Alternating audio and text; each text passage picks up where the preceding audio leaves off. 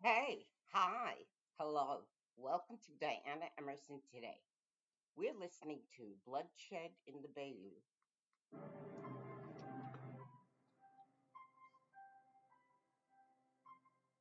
Alexandria is like a lot of other smaller southern cities, but there are things you see around here that you don't see in other parts of the country.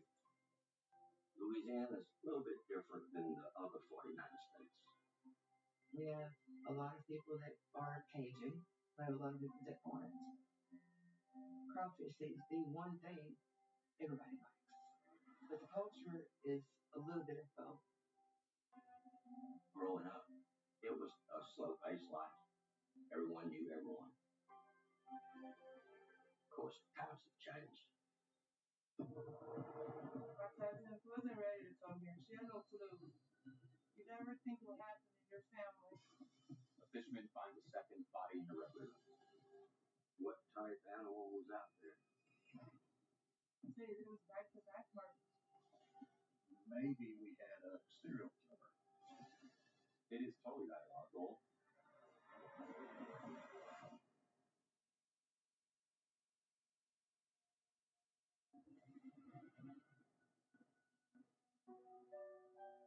So it was May 9th, 2014, and I guess the first sign that something was amiss, let's say, was when the local school bus driver was dropping off the 5-year-old little girl in a neighborhood called Martin Park. And he notices that the mother was not present to pick the daughter up at the appointed time. He knew the mother. Her name is Pamela Carnahan, and she was always there.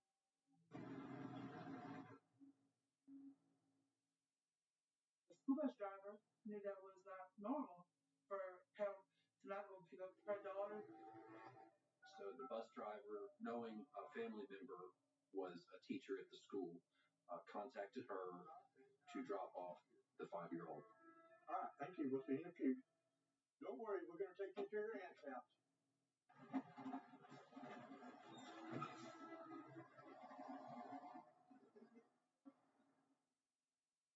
The girl's aunt calls Pam's husband, Daniel Carnahan. Hey, sis. The aunt contacts Daniel and says, we can't get in touch with Pamela. Okay, well, I'm going to head on over there then. I'll have Dad meet you there.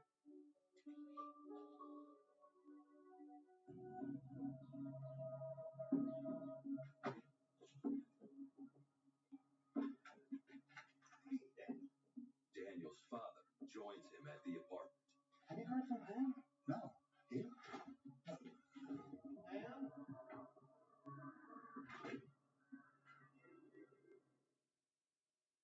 First, there was no signs of a struggle or anything like that. But then they start to see these prints, bloody shoe prints that led towards the hallway. Pamela? Once you got to the hallway, you could see some more prints that led towards the back bedroom. Pamela! It was obvious that she was deceased. There was a great amount of blood on her and all around her. Oh, no, God. No. It must have been traumatic. I can't imagine walking into that scene. Don't touch anything. Don't touch anything. Daniel's father used to be a sheriff's deputy here and instinctively said, we don't need to touch anything. We need to step out and call 911.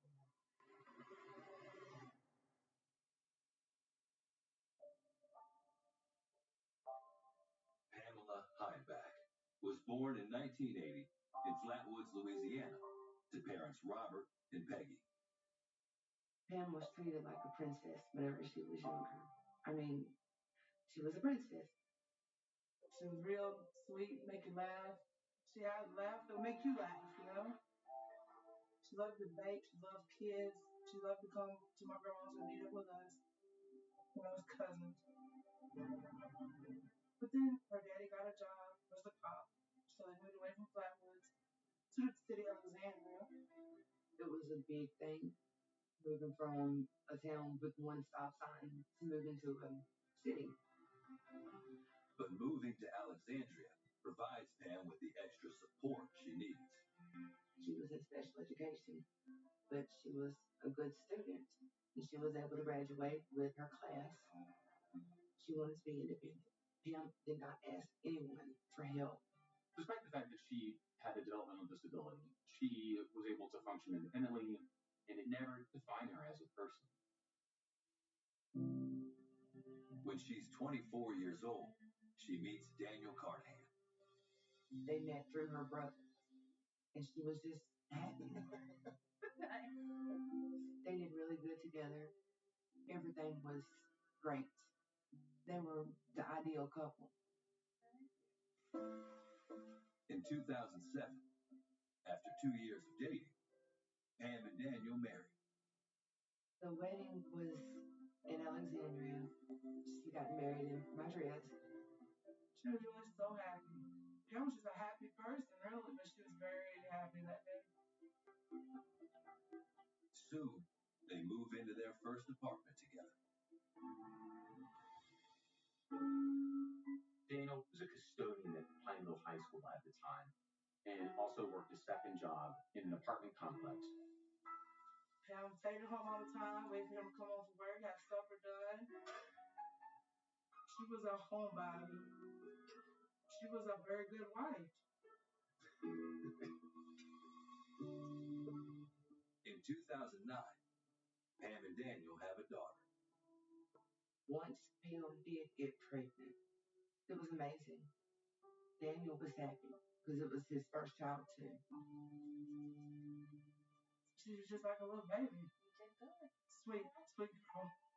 They had that special bond together. They loved each other. She was a mama's baby. You have to be careful. She was always there. You know, we have some parents need a break. She didn't. She never needed a break away from the little girl. You know. She was doing really, really well, and they were so happy. There you go. Everything changes when Daniel and his father find Pamela's body in the bedroom. When the paramedics and crime scene arrived, they discovered Pamela laying on her back in her bedroom next to her bed. It was sickening and startling. This was probably the bloodiest homicide that I've personally worked because of the number of stab wounds. Her leg was kind of bent sideways. She was still clothed, and there was blood spatter and smears kind of all around her. This attack was vicious. I don't know a better way to put it. You know, as somebody who's seen a few crime scenes at this point, it's still jarring. During the crime scene investigation, we found a empty condom wrapper. That condom wrapper was under one leg. We also saw underneath one of her legs, we found a small blue piece of a latex glove. Now you've got not just what appears to be a sexual assault, but somebody with the foresight to bring not only a condom to prevent spreading evidence that way, but also to wear latex gloves to keep from getting fingerprints on anything. And then, most significantly, they noticed 2 or 3 pieces of what appeared to be a broken knife handle laying close to her. We went to the kitchen and we looked through drawers and stuff, but we did not find any material that matched that particular piece of knife handle.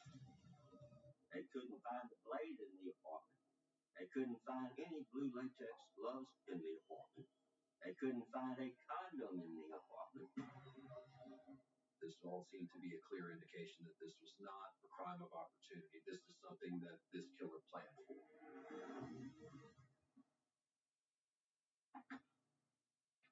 The front door had a deadbolt lock that had to be locked with a key, either from the inside or the outside. And there were no signs of forced entry. Daniel and his father had explained the door was locked when they got there. They couldn't find Pamela's wallet or apartment keys. So we assumed that whoever had done this had grabbed keys at some time left and locked the doors they left. Some people may say bad things about Alexandria. Not far from here, from right where we're at, there's bad parts. But violent murder like this is not common in Alexandria. It's extraordinarily rare. Which a lot of times it means that somebody that knew her, or it could be personal. In all cases, you look towards the family first. And so you start checking out the husband. In a number of these cases, when a husband murders his wife, they also are the first to report the murder to 911, right? And that leads to Daniel. And with this type of crime, with all these stab wounds, he's not only an important witness at that point, he's going to be the main suspect.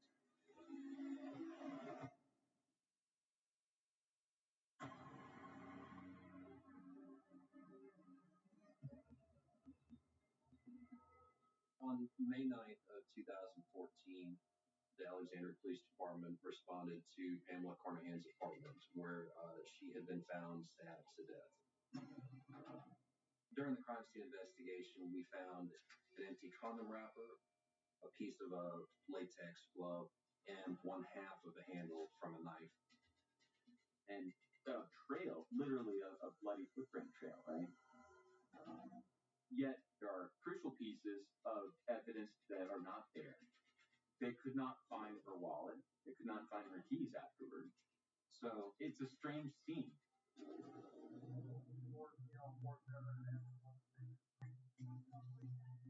Detectives bring Pamela's husband Daniel to the station for questioning.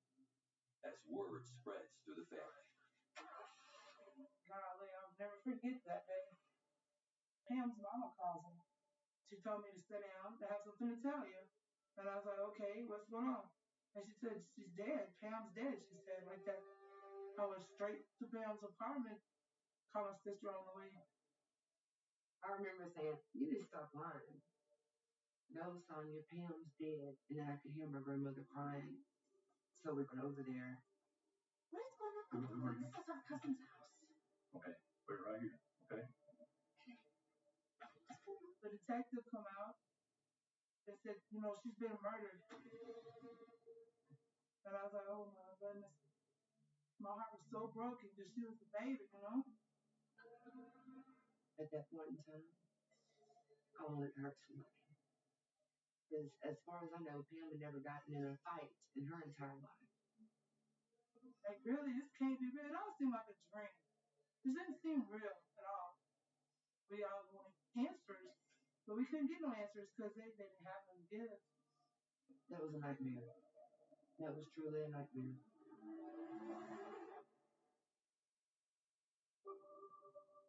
Had the nightmare begun when Pam left the relative safety of her rural childhood home in Flatwoods. I would rather raise my children 50 times over in Flatwoods than I would want to bring them to the city and raise them. Because once city takes over your kids, you're not getting them back. At the Alexandria police station, homicide detectives prepare to question their first suspect. Daniel was brought in to APD to give us a statement. We have to consider when there's no forced entry that it's a possibility that it was the husband or somebody else that she knew. Daniel, this is difficult. Can you walk me through your day? It's like any other day. I got up, got ready for work. Love you, Daddy. Love you, Daddy. Daniel told us that he had dropped Pamela and their daughter off at the bus stop that morning. Normally they walk, but because it was looking like rain, he dropped them off. Bye-bye. Love y'all. And then he drove to school. He had a job at Pineville High School. He arrived there about 7:40 in the morning. He said that he didn't suspect anything was wrong. He called Pamela several times throughout the day, but it wasn't that unusual for her not to answer, that she could be absent-minded about her phone. If Daniel had come home at some point during the day and attacked her, he would have had a lot of blood on him, and there would probably be trace evidence of it on his person. Can I take a look at your hands, your arms? Daniel was cooperative, let us examine his hands and arms and everything else, and there was no evidence that he had been in a struggle. Later, when officers went to his job at Bayou Junior High School, they looked at all the video footage, and Daniel was seen throughout the day on his video in the same clothes all day. So they were able to very quickly rule him out as a suspect. So at this point, we've got a lot of investigative work ahead. Going back to the crime scene, again, we checked for security cameras. At the time, the apartment complex didn't have any. However, a business next door had two. A security camera captures what could be Pamela's final moments. It showed Daniel dropping them off at the bus stop.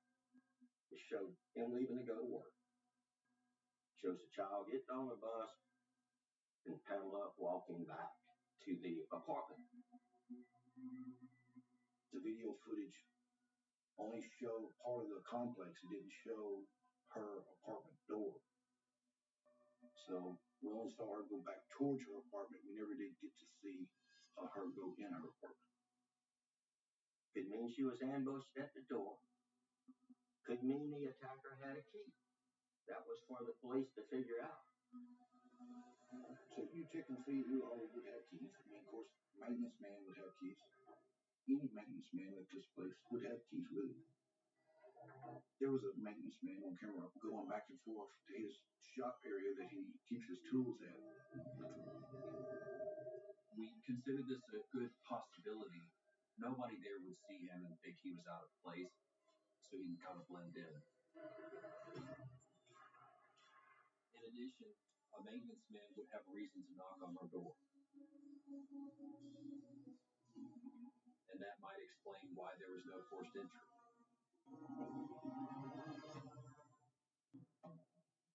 The maintenance man agrees to come in and provide an interview as to his whereabouts that day, and we checked him and he didn't have any injuries. After interviewing him, we were pretty confident that it was not our killer. We still asked for a sample. He was cooperative and provided us with a DNA sample. Can I speak with you for a moment? At this point, we need to talk to every neighbor that we can find, establish their whereabouts during the day. Did they hear anything or see anything that day, etc. Hi, I'm Detective Bourgeois, APD. The police canvassed the apartment complex. You ever had any problems with her? Not at all. Trying to determine what possible motive was involved. Hi, I'm sorry, Body. I'm Detective Bourgeois. We ask a lot of questions. Everybody who knows the victim. Did Pamela have a problem with anybody? Did she owe money to anybody? Was there anybody snooping around or exhibiting stalker-like behavior? Nobody knew of anything. So now you're dealing maybe with a stranger, and that's frightful to everyone.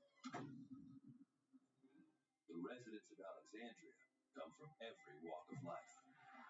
Literally, we're in the middle of the state here, and the Red River is kind of a line of demarcation between North Louisiana and South Louisiana.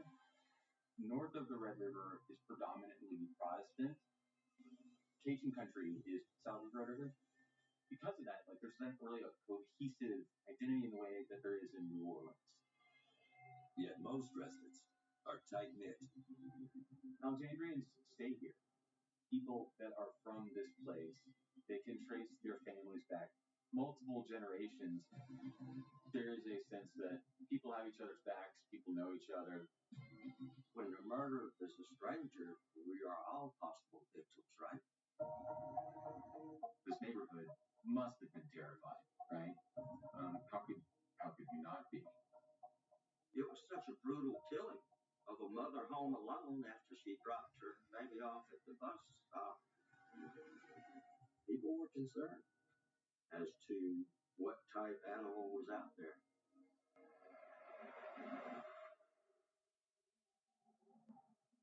Soon, the crime lab reports its first conclusion. The bloody footprints that we found, they appeared to be from a sneaker or an athletic shoe. We determined they were Air Force Ones, approximately size 10.5. And of course, The next thing we want is the shoe that matches it. Investigators seek more information from the autopsy. It shows she'd been dead at least 6 to 8 hours. So as soon as she walked back from the bus stop that morning, she was most likely killed. And once they were all padded up, Pamela had 14 stab wounds to her neck, shoulders, and face. But significantly, she also had defensive wounds. Tells me that was a vicious, brutal, forceful attack. And there was a fight put up by Pam. And then during the autopsy, police come across something really interesting. The coroner had found something that presumably he thinks could be a lead. We're hoping the scientific evidence will give you a lead. And that's what happened in this case.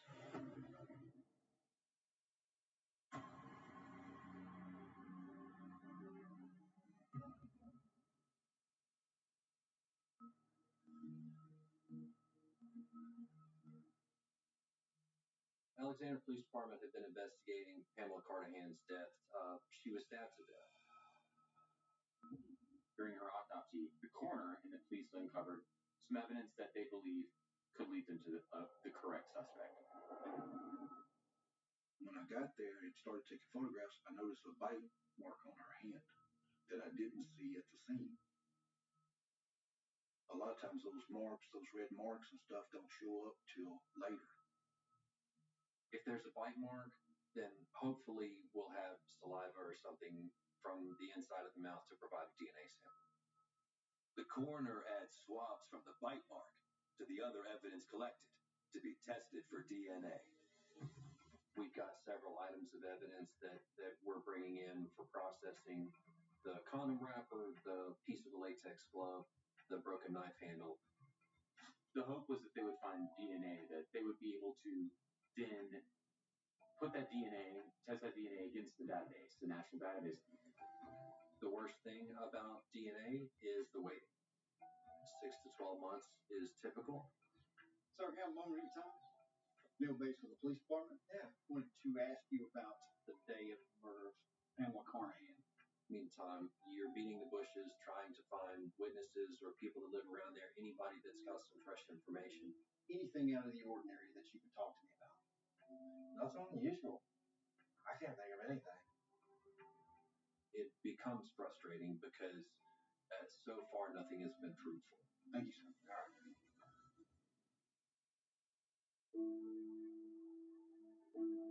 While the police work to dig up new leads and await the DNA profile results, Pam's family comes together to mourn in their traditional central Louisiana way.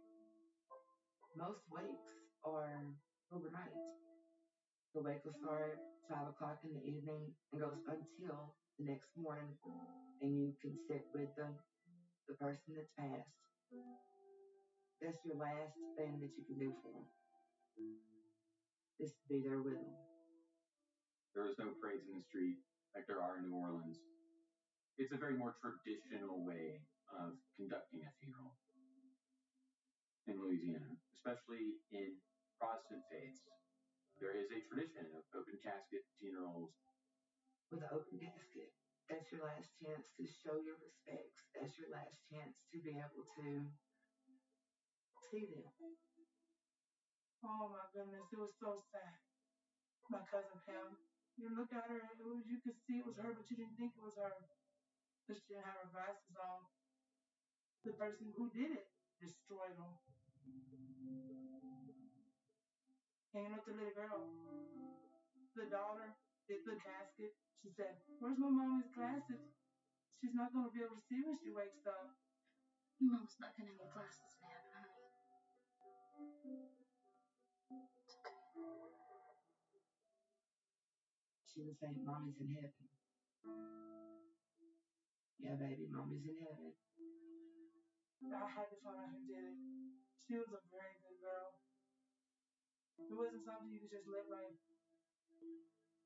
I had to find out who did this to my little cousin.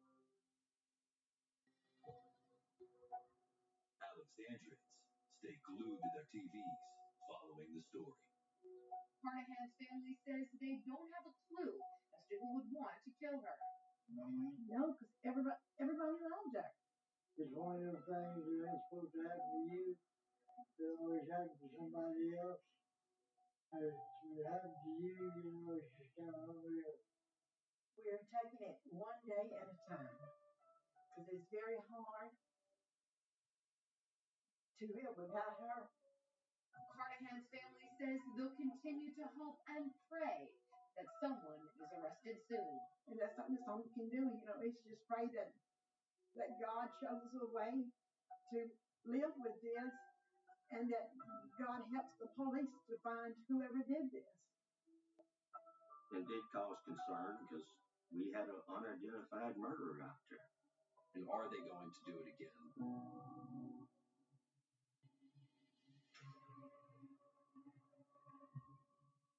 All too soon, everyone's fears are realized when another body turns up. 4 weeks later, a fisherman finds a body in a Red River. The body found in the Red River was that of a young lady by the name of Terica Brewer. They say she was a wonderful person. She was a mother and she worked and she was a good person. Alexandria police say they recovered Brewer's body Sunday morning. The death is being treated as a homicide pending autopsy. She did not drown in the Red River. The autopsy confirmed that it was asphyxiation, so she was murdered. Presumably, her body was dumped in the river in an attempt to dispose of the quote-unquote evidence. Her car was found right around the corner from where the apartments is where Pam got murdered. Right around the same time, right around the same area. It was back-to-back murders. In fact, the tree line behind Miss Carnahan's apartment had a path alongside it that led directly to the housing complex where Terica Brewer's car was found. It's very unusual within such a narrow window to have this many violent crimes, particularly in such a small geographical area. We were thinking that maybe we had a serial killer. We contacted local FBI agents who came to APD to work with us and try and establish a profile and see if there were any links between these cases. 2 females, 2 weeks apart. If they're linked, solving Terica's murder could also solve Pamela's. Authorities subpoena Terica's phone records and discover the last number to call her before she vanished. They trace the number to find its owner. Within basically a week of Terica's body being found, they were able to, through her cell phone records, locate someone named Brad Johnson. Mr. Johnson was a member of the Louisiana Army National Guard, which has its state headquarters in Pineville. The married father has no police record. Once you determine that someone's had this contact with her, you got to determine whether they are involved. Police bring him in for an interrogation. The question is, are these two murders in any way connected to the same killer?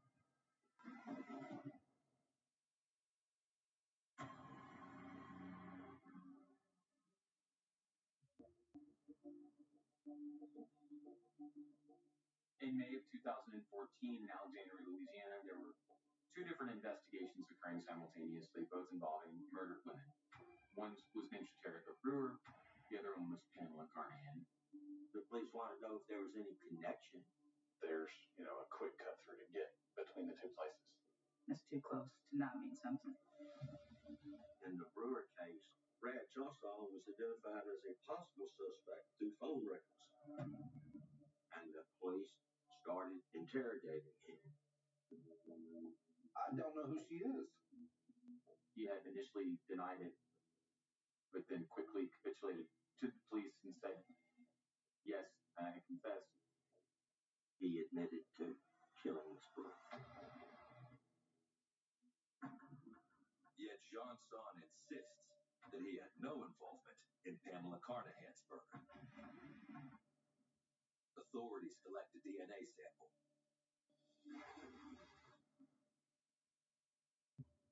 grand jury indicted Mr. Johnson for second-degree murder of Shaterica Brewer. There was a quick confession in Shaterica's murder. We still don't know who's responsible for Pamela's.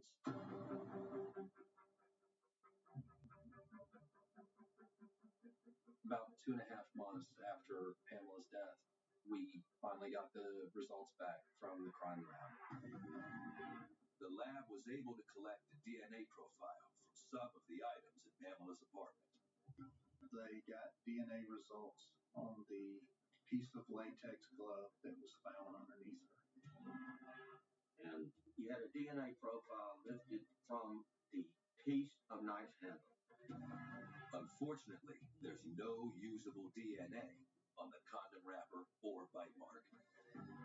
The lab determines that the DNA profile found on the glove and knife does not match Bradshaw's song. But we've got a good DNA profile from our suspect. We were hopeful that that person would be in the system. And fortunately, they weren't. The combined DNA identification system came up with a hit against Julius Jamal Barnett as the contributor of the DNA found on the evidence found around Allen. Barnett had numerous prior arrests and convictions, including burglary, weapons charges, and one arrest for kidnapping and false imprisonment.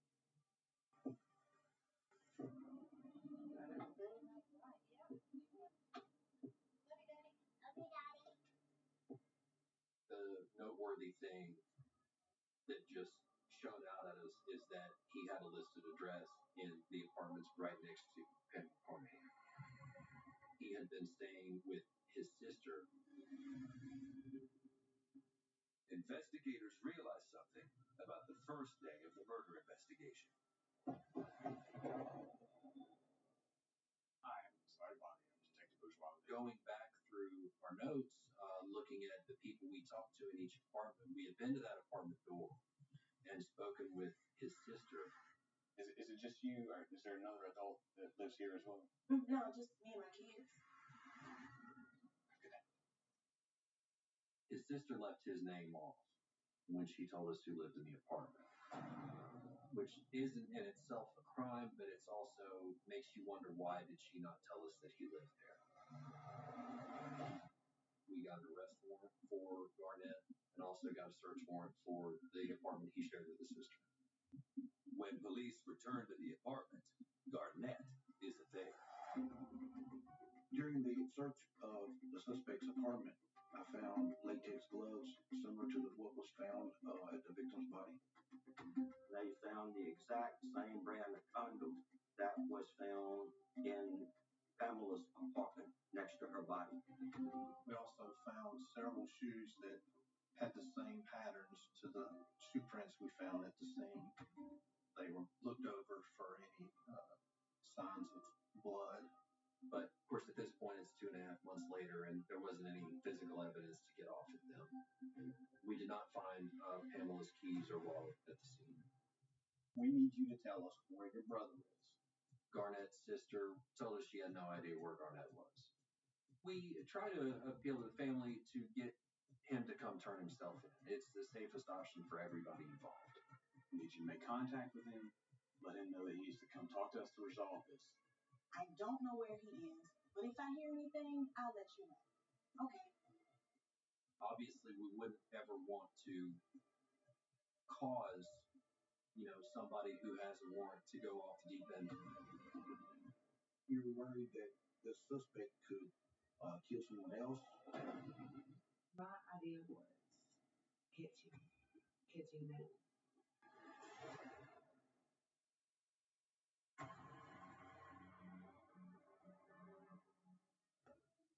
Believing Julius Garnett murdered Pamela Carnahan, Alexandria police plaster his name and photo all over the area.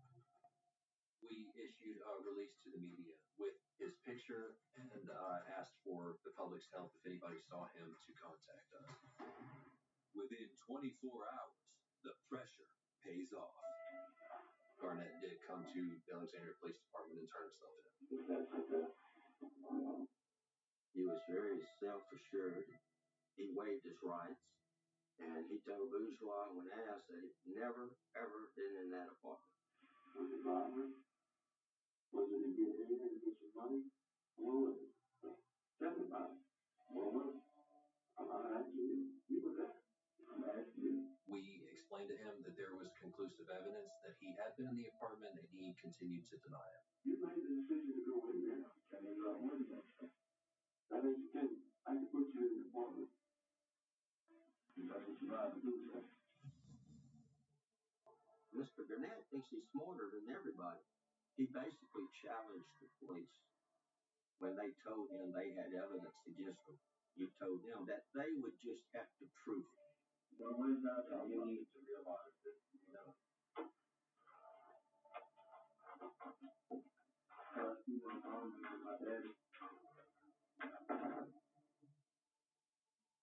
The prosecutors, they did charge him with second-degree murder at first, and they upped it to first-degree murder.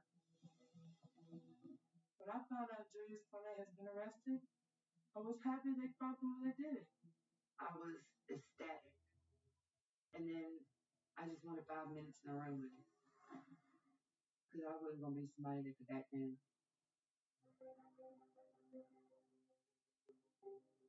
Julius Garnett's trial begins on July 11th, 2016.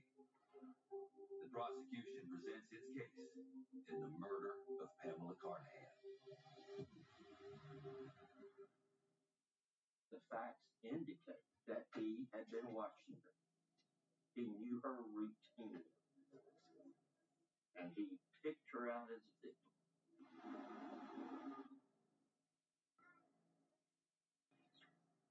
He saw her on a daily basis, walking her kid to the school bus. She takes her kid to the bus stop that day. She's walking back. This suspect follows her.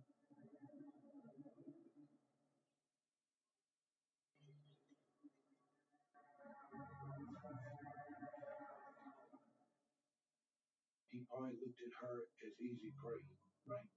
Someone that he could maybe attack and maybe force her to have sex with. He comes up behind her as she's going into her apartment. When Pamela returned to her apartment and put her keys in the deadbolt, I believe he rushed her at that point.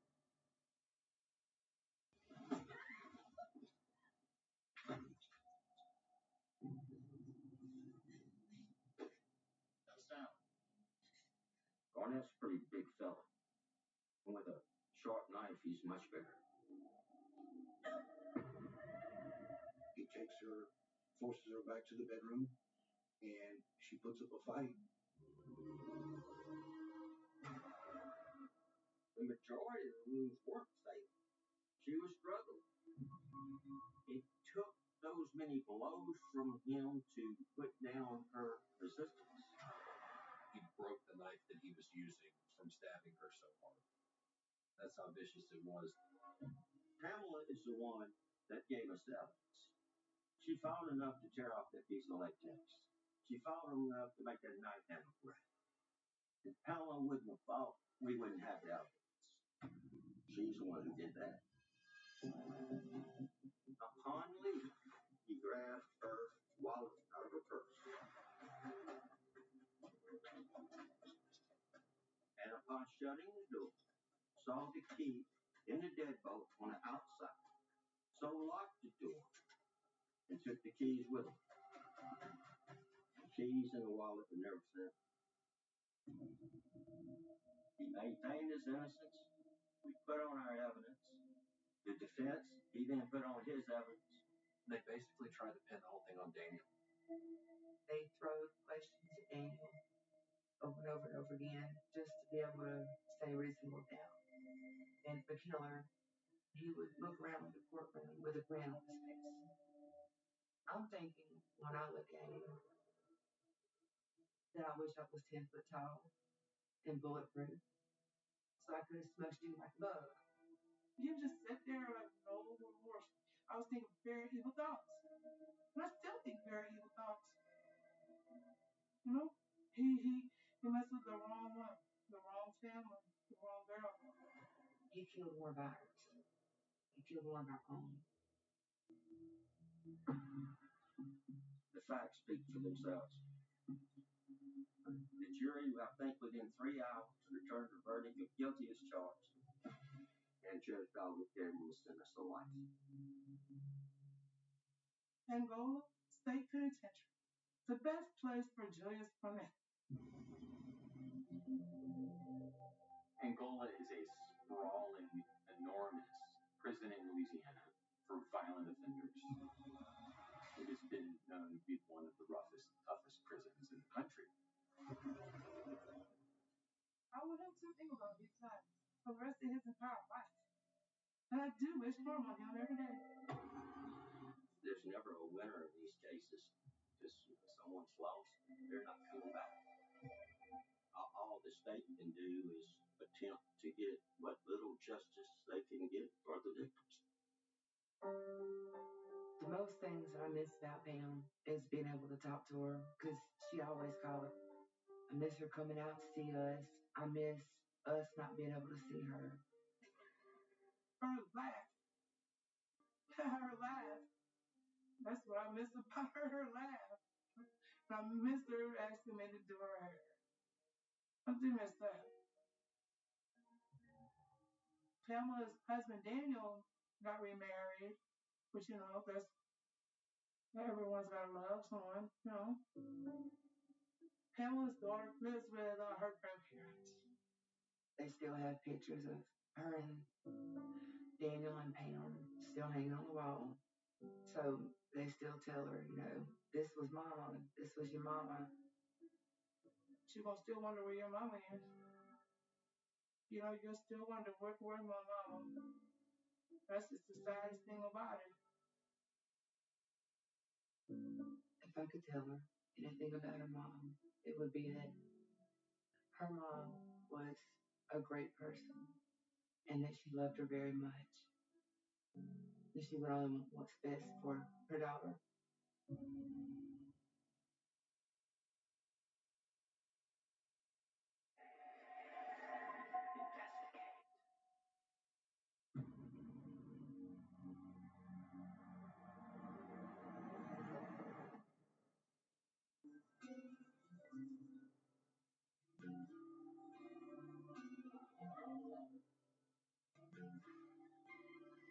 Bowling Green embraced the Western Kentucky University campus.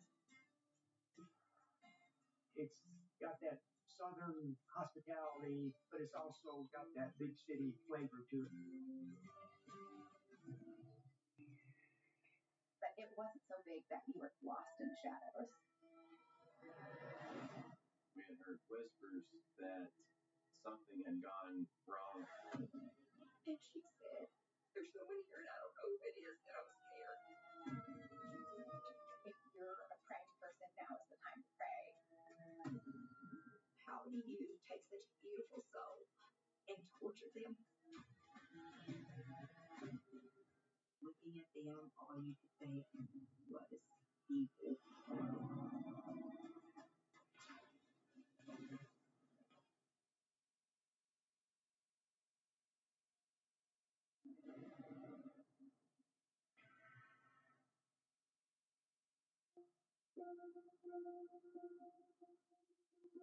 Sunday morning, May 4th, early morning, we got the call for a fire in Cupola Hall dorm on Western's campus. I was in my room asleep when fire alarms went off. I kind of sat up and just thought, here we go again, another prank. We've got to pile outside and go through this whole fire drill thing. Oftentimes, we would get fire alarms in the dorms. And so when a fire alarm would go off in the middle of the night, people would be responsive to it, but begrudgingly responsive to it. No. I mean, come on. Everybody is piling out, headed down the back stairwells to exit the building, and everybody's pretty grumpy and grumbling. The standard practice was for an RA to go room to room to check to make sure everyone had gotten out. they've discovered that room 214 was locked, and they saw that that was where the smoke was coming from. Western University campus police managed to unlock the room door, but can't move past the thick smoke. We pulled into the parking lot, and we were met by a police officer, WKU police officer. What we got? Looks like we had a fire up at 214. He actually told us the fire was out. All right, we'll check it out. All right. Hey, Red, pull me a line just in case.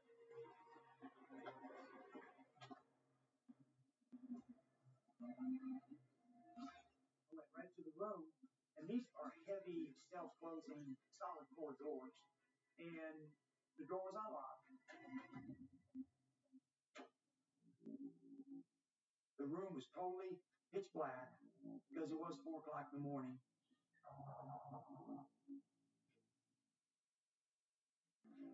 I'm going right. As I was moving to go back out, I noticed something on the corner of my eye, something glistening. I thought it was a pile of clothes on the bed. And then I saw the chest rise. Oh my God, she's still alive.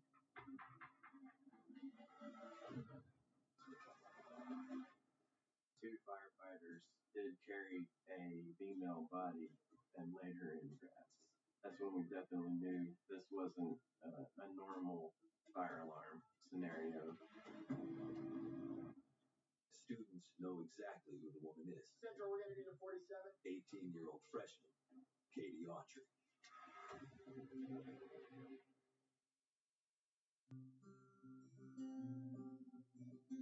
Katie was born June 10th, 1984, in Rosie, Kentucky, which is literally the teeniest little place ever. She had a sister named Lisa. Me and Katie and Lisa were all around the same age. We talked a lot about our dreams. As kids, we were going to start a beauty salon together. Katie was going to do makeup, and I was going to do hair, and Lisa was going to do nails. As she got a little older, her mom got sick, and Katie was put into foster care. Her foster parents were nice people. They made sure that the girls got to see their family and talk to their family. With the stability of her foster parents, but keeping a connection to her biological family, Katie faces the future with an ever-present smile. You couldn't be in a bad mood around her. She always wanted to cheer you up if you had something going on or if you weren't having the best day. And it seemed like she never had those days. Katie cheered all the way up until her senior year when she graduated from Hancock County High School. She applied to several different colleges, but at the end she decided Western because, she wanted to be close to everybody. Katie was very family-oriented. Katie and I met at the dorm that we lived in, Buchanan Hall. Probably the first week of school, our freshman year.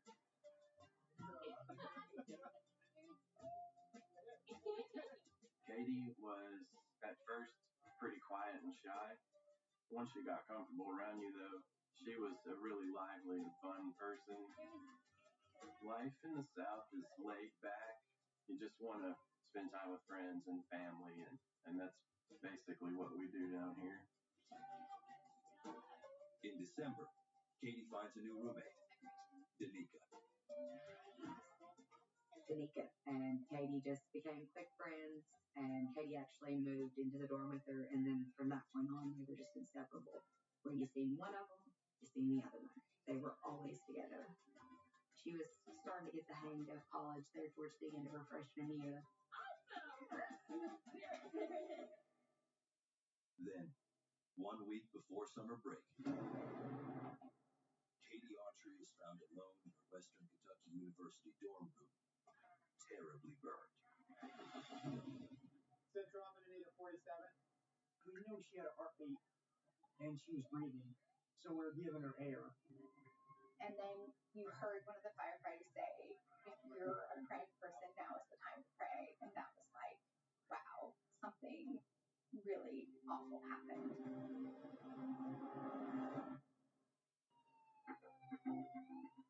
Fast life support. Medics got there, put her in the unit.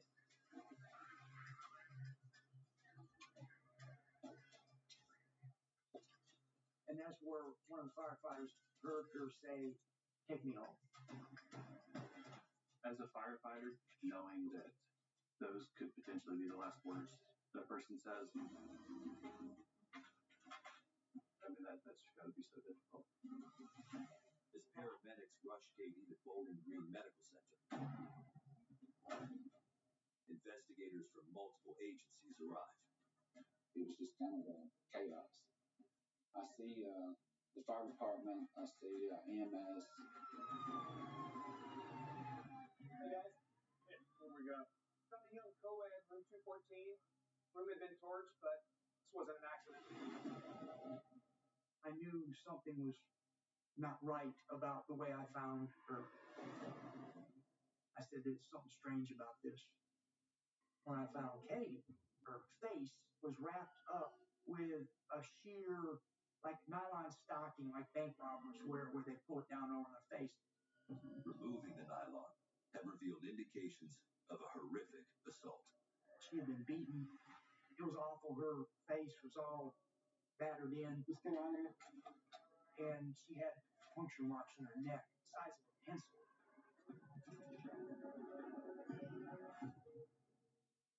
You wonder how someone could be so callous and could do that to another human being. But also, from a police standpoint in particular, you shift into this is a crime scene now. Guys, we got here, the fire was out. Looked like it was controlled by the sprinkler system. Someone took a wet rag or towel and throw it over the sprinkler head to keep it from going off. But enough water was able to reach the fire and put the fire out. And the arson investigators started looking for evidence. Typically what they do is they look for that point of origin. The main part of the fire was in the covers and on the bed. The sheets that was watered up were burnt pretty bad, and the mattress was burnt, like almost all the way through. Investigators make the terrible determination that the point of origin was Katie Autry herself and the bed on which her small body lay. Another thing that caused some suspicion is that just one side, Katie's side of the room, had caught fire. We knew that Katie did have a roommate, but we did not know where she was at the time. Absolutely, one of the biggest concentrations was finding a roommate. I don't think there's anything more horrendous than what happened to Katie Autry, and I was going to bring somebody to justice for her.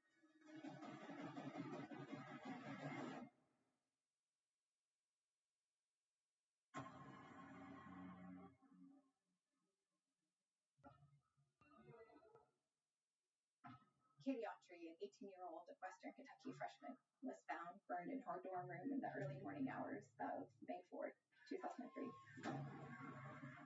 Katie is in critical condition and is rushed to Bowling Green Medical Center. We were told by the first officers on the scene that she did have stab wounds to the neck, and it appeared like she'd been strangled and beaten. Authorities also determined the fire began on Katie's bed where she lay. Arson investigators were sure this wasn't set by a cigarette or anything like that. It had to be an intense fire. There was a great fear we wasn't going to get a lot of physical evidence out of it, because how would we? There was a fire, there was always water put on it. You start collecting piece by piece by piece. Look at this. We did find this can of hairspray that was definitely to be used as an accelerant.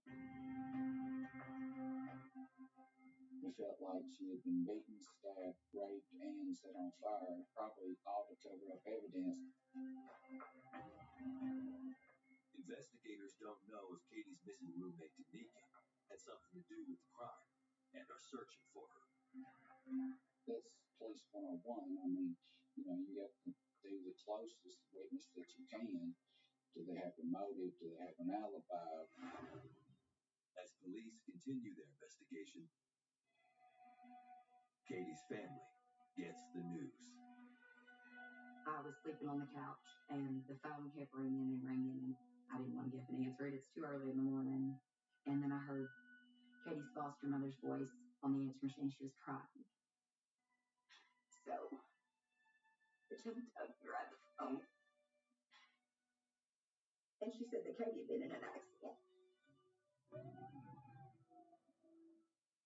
Once we get to the medical center and we walk in and we tell the nurse, why we're there, they immediately took us into the quiet room, the little room off from the ER.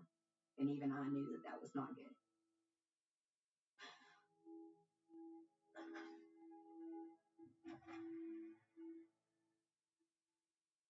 What's going on?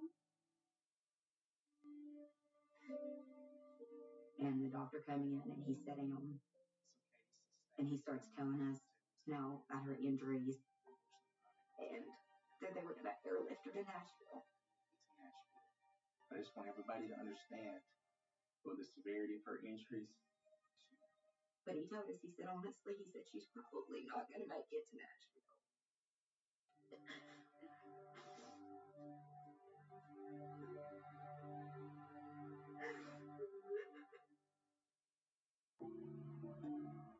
Law enforcement, obviously they're looking back to see where she might have been the night before or last steps before this had happened. It's just like you understood who, what, when, where, and how. Who she was, where she'd been, who she'd been with, and how she got home.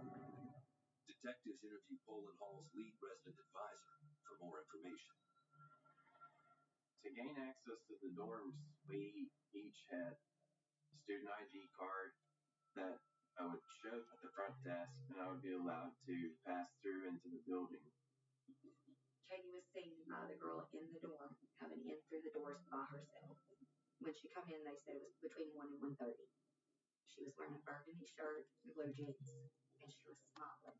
And the girl at the desk waved at her. Katie waved back, acknowledging that she'd seen her, and she went up to her room.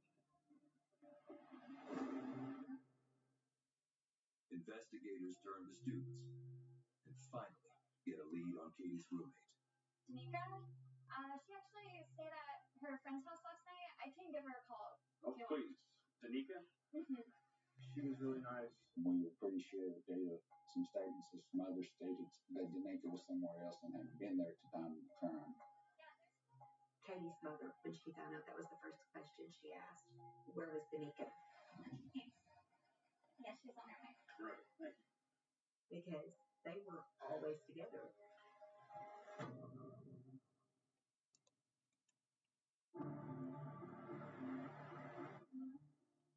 Danica, thank you for coming in today. We understand how difficult this must be for you. But we just need to know exactly what happened last night. Okay. We were at this party.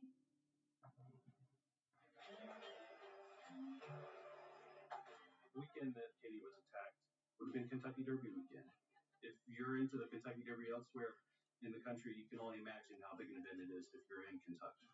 And so, a lot of parties. My understanding is they were drinking like college students do, having a good time, and Maurice was there, which was Katie's boyfriend. Danica did tell us that Katie had been dating Maurice, the football player at Western. Katie thought she was in love with Maurice. But my understanding is that Maurice was seeing other girls at the same time, and he didn't have the same feelings for her that she did. Hey, Maurice. Hey. Hi. That was cute. Who is that? That's Ashley. We learned that Katie and Maurice did get into a fight that night at the fraternity party. Is cousin Ashley? Are you kidding me? When we first realized what had happened, of course we thought possibly Maurice. I mean, we assumed it was somebody she knew. But I can't do this with you tonight. Okay. Maurice, you didn't let me talk to me like this? Bye.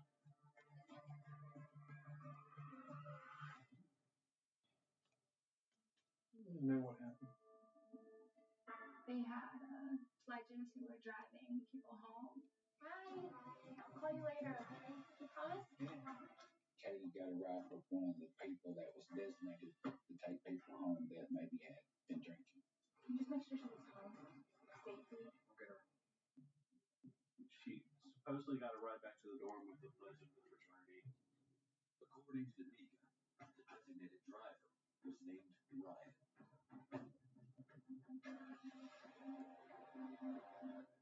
After she got back to her dorm at about 2:30, Danica called Katie to make sure she had gotten home okay, and just to check in on her.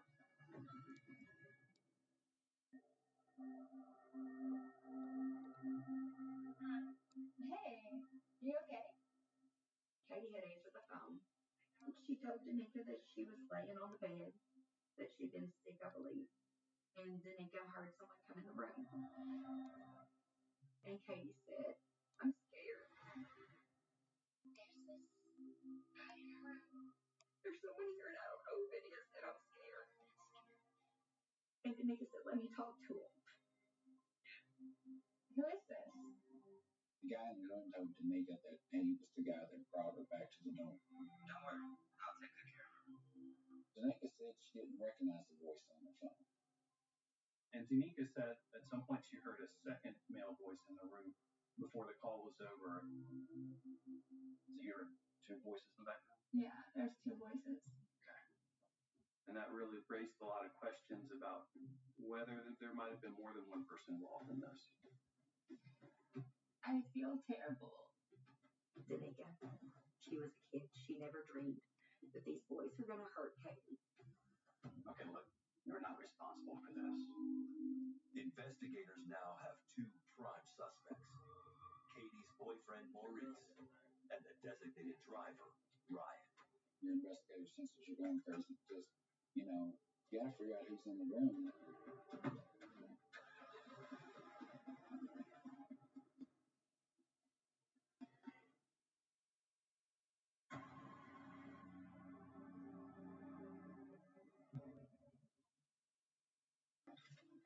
After a devastating assault, Katie Autry continues to fight for her life. Freshman was found in her dorm room early this morning, beaten and set on fire. So far, no arrests have been made. I can understand. I still don't understand. How do you take such a kind-hearted, beautiful soul and torture them and set them on fire?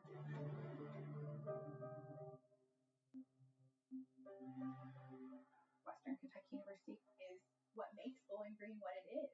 And that whole Southern hospitality thing, tendering true from my experiences in Bowling Green. The community was pretty outraged that this had happened on Western's campus, a place that was supposed to be safe. There was a lot of concern that, this person who brutalized another human being was free, walking around, and had the potential to attack again.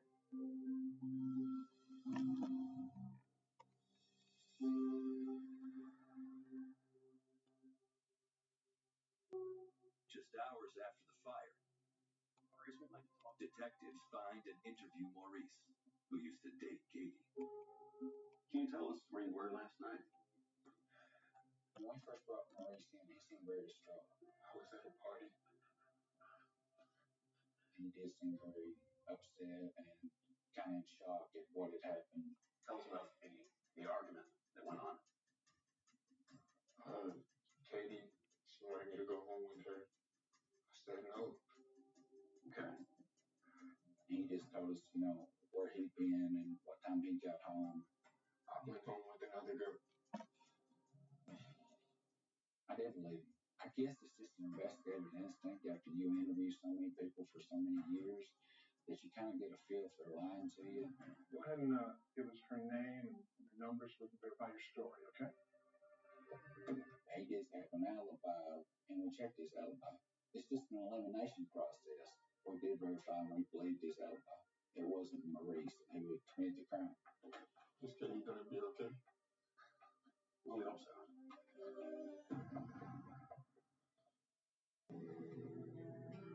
Authorities visit the fraternity looking for Ryan, who gave Katie a ride. Ryan isn't there. But some frat members remember Katie. People at the frat house did confirm Maurice's story that they did have an argument and then they did not live together. She did get a ride home with Ryan. Call you later, okay? You promise? And then, a new twist. Some partygoers claim Ryan was not the only one in the truck. There was somebody else in this truck that night. And it was another male. He was in the truck the whole time the party was going on, and he was in there when Katie got in. Eventually, authorities track Ryan down. The second man in the truck remains a mystery. So Ryan, tell us about the night when you were with Katie Autry. Only thing I did, Ryan, in his statement, did say the only thing I did was drive her back to her dorm. She got out, I watched her go in the door, and then I left. You sure you didn't follow her inside or anything? Swear to God. We did confront him with the part that Danica said she talked to the guy that drove Katie home. And he says, I did not talk to anybody on the phone. I never went in or anything. So Ryan, who was the other guy that was in the truck with you? It's a buddy of mine from my hometown. His name is Stephen. Ryan says the person in the truck was Stephen Souls. Stephen Souls wasn't a student at Western's campus.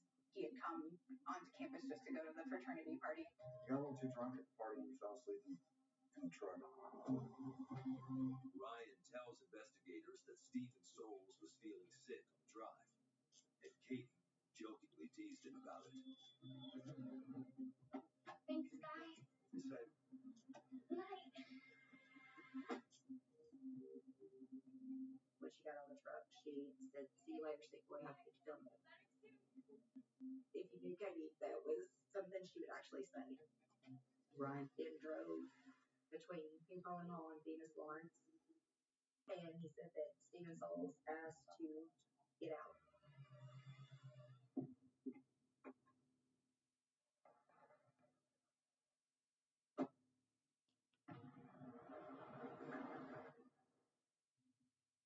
Where did you go after you dropped him off?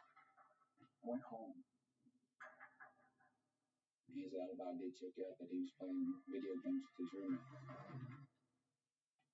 Detectives check into Stephen Souls. There he is. Stephen Souls is 20 years old. He's from Scottsville, Kentucky, in Allen County. He had been arrested before, but it was nothing very big. Never been arrested for any violent crimes or anything. We are trying to track Stephen Souls down, but we can't find him anywhere.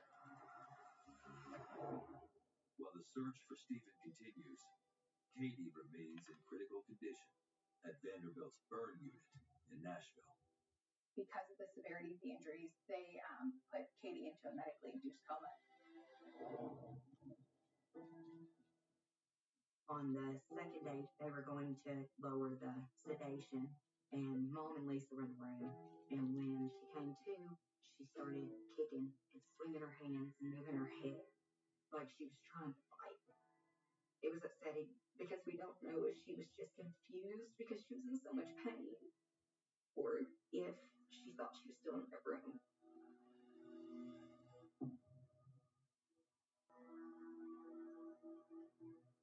The morning of the 7th, I remember calling Mom. How's Katie? Is she doing better? And I remember Mom saying, she looks like Katie today. All the swelling's gone. She looks like Katie. I think she's going to be okay. But by the time I got there that day, though, the swelling had come back. And it wasn't very long before the doctors sent us in and let us know at that point that we know she's probably not going to make it. I just remember praying for God to save her because I didn't want to live in a world where Katie wasn't here. That night, hushed prayers ripple across the campus of Western Kentucky University. We had a candlelight vigil on campus at the bell tower. One thing about Western Kentucky, I think just the way they welcome people with open arms. So There was over 100 people there present saying prayers for Katie. But Katie's injuries are just too severe. After we had said our goodbyes, we stood there and sang the song My Girl to her as she left this world. And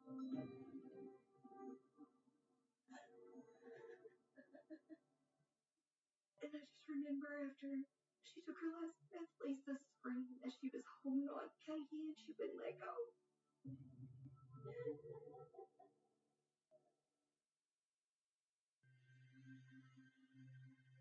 Now we have a murder, and so that even pushed us harder to turn our focus to solving the crime so that the victim can get justice. Detective Pickett takes a southern approach to bringing in his suspect. It's very southern hospitality in Kentucky, especially in this area of the state. I think that people are more friendly. So I went to Stephen Sosa's father's house and I talked to his brother. I said, I know he's your brother, but it's in his best interest to talk to me. I'm not a hard guy to get along with. I'm not going to arrest him when I see him. I just want to talk to him. So I built a rapport with his brother. And when I left, he said, if I find him, I'll have him call you. Later that night, Stephen did call. Stephen, I didn't know why you were here.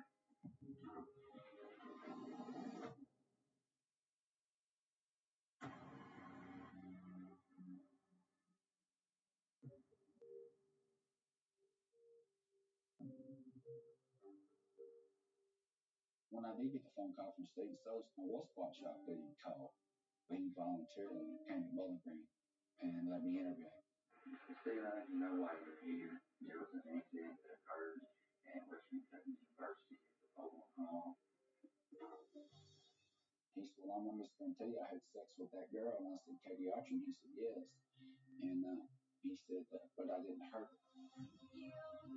Stephen confirms he was in Ryan's truck with Katie the night of the party. So she gets out of her gun, so I don't make sure she makes it up for her. So I get out and I walk over to her gun. He got out not too far behind her, but she didn't see him. And when she opened the door, he went in right behind her before it closed, and then he followed her up to her room. His statement solves one mystery from that night. She talked to her roommate, Denise, on the telephone, and she called at 2:27 a.m. Sunday morning. You talked to her then? He didn't deny going in the Bowling Hall, but he denied hurting her.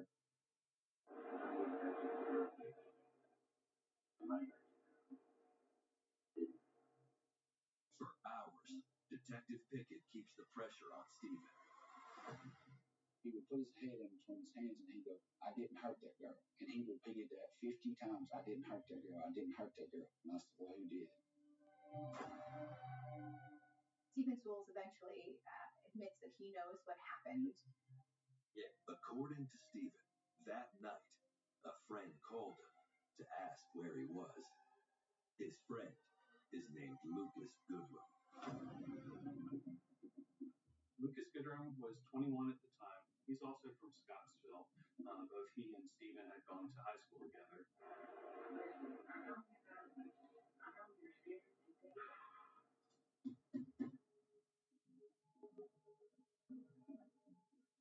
He said that it was a knock on the door. It was Lucas. Stephen says that's where everything goes downhill. He comes in with the scene in the room, and he wanted to get some trouble, but she wouldn't down with it. And it's been going on for 4 times crazy.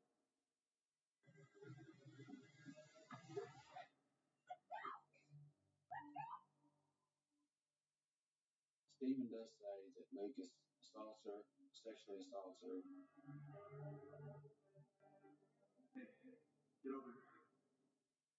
I didn't want to try to hurt me or nothing. I was like, no, we got up. We grabbed the hairspray. Sprayed me with it. And I was good.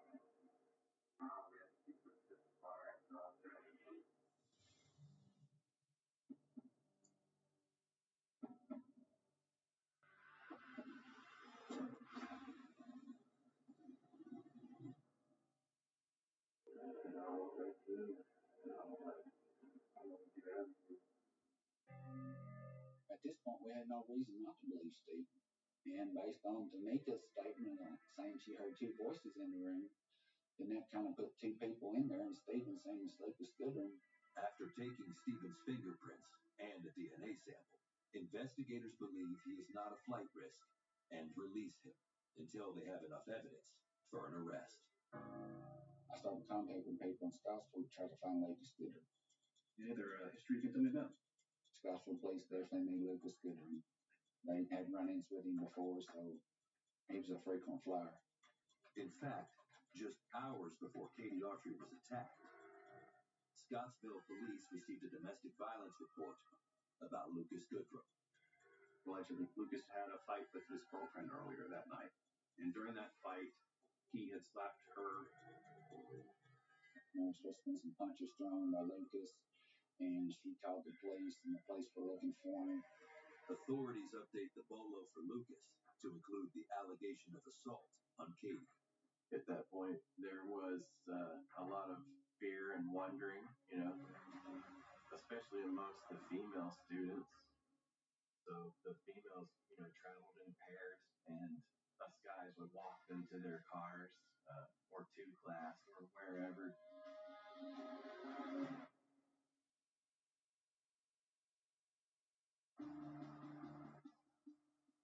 Then, 6 days after the fire alarm first echoed through Poland Hall, authorities locate Lucas Goodrum and bring him in.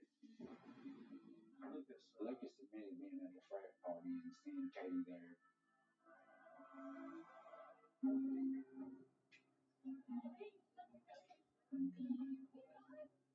He says Katie comes by and takes her hand and rubs it across his stomach, and that's the only business he had to do with Katie. You ever showed up at Katie's dorm room sometime during the night? No, I didn't go to her dorm room. Y'all serious? I did confront him and tell him Stephen involved, and he says Stephen's a liar, and that Stephen's always been a liar. Y'all got the wrong guy. I tried to interview Lucas, and I got nothing out of him. But based on Stephen Souls' testimony, we arrested him and charged him on a felony charge of murder, rape, assault, and arson. Let's go. Based on the results of our interviews, we have arrested one Lucas B. Goodrum, who was charged with capital murder for the death of Katie Autry. We did take fingerprints and DNA from Lucas. Western did that, sent him to the lab. 3 months later, forensics results come back from the Kentucky State Police Crime Lab. I got the DNA. Examiners compared DNA collected from the crime scene to the two suspects. Curiously, it only matches Stephen Souls. Match. 100%. There is no match to the other suspect, Lucas Goodrum. There continue to be these doubts about whether the prosecution had the case it would need to convict Lucas. The ensuing trial really kind of gave a bit of a gut punch to the community.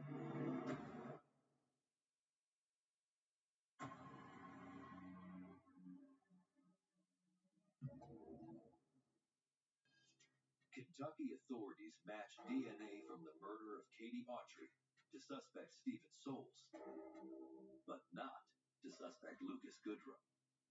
Lucas is already in custody, and at this point, authorities also arrest Stephen. Stephen takes a plea deal instead of taking the death penalty, which that's what he was going to be tried for, was the death penalty. So Stephen Souls agreed to testify against Lucas. Lucas's murder trial begins in March 2005. It's now one against the other. It was a trial that was a long time coming. It was almost 2 years after Katie's death that it started. I didn't have no idea. At first, key witness Stephen Souls' testimony about the night of the murder lines up with his initial account.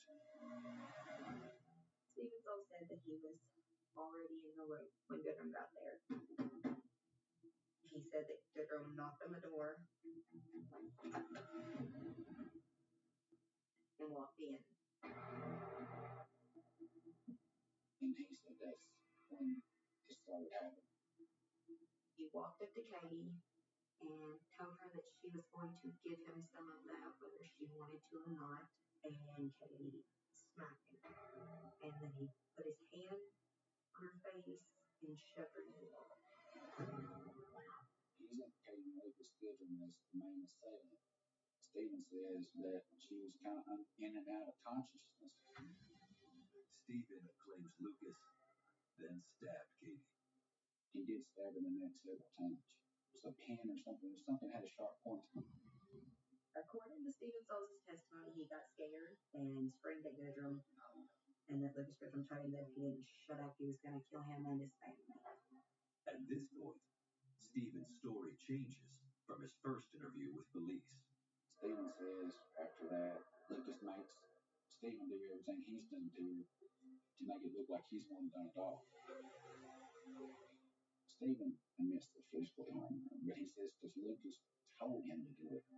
Then Stephen testifies that Lucas was not the one who burned Katie after all. Then Lucas tells him what to do with the hairspray. Stephen takes a lighter and sprays it till he burns her almost to the bone.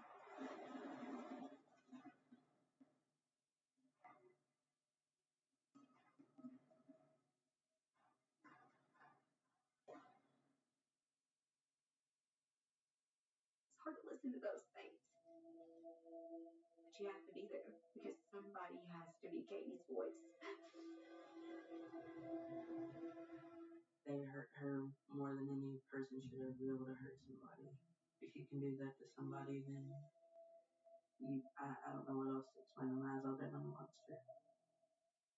On the stand, Lucas Goodrum testifies that he was back home at his parents' house before the fire began. But his father says he thinks he gets there at 4 or 5 in the morning, but that would be after the time of the murder. It definitely makes you wonder who was telling the truth.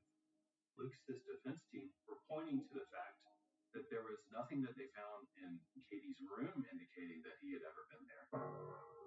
On cross-examination, prosecutors point out Lucas's suspicious actions after the fire. His roommates claimed that he actually slept in the closet for a number of days, which they thought was quite odd behavior for him at the time. And he was talking about running away to Florida and Texas and leaving his car. These are not actions of an innocent man. I never doubted that Lucas Goodrum was involved. You know, law enforcement and the prosecuting attorney always took the stance that Lucas was there, or they wouldn't have prosecuted him.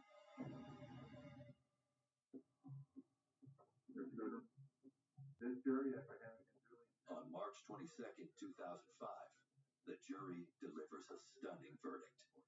I was at the house taking care of Lisa, and Aunt Donnie, which is Katie's mom, had been watching. She was in the bedroom watching the news, and she screamed. And I got up and I ran in there. I was like, "What's wrong?" And I turned around and looked. It was running across the bottom of the screen that they found him not guilty. The jury finds Lucas Goodrum innocent of the murder of Katie Autry. Some of the jurors were asked, what was wrong, and they said, well, just wasn't enough there. There was no physical evidence against Lucas Goodrum.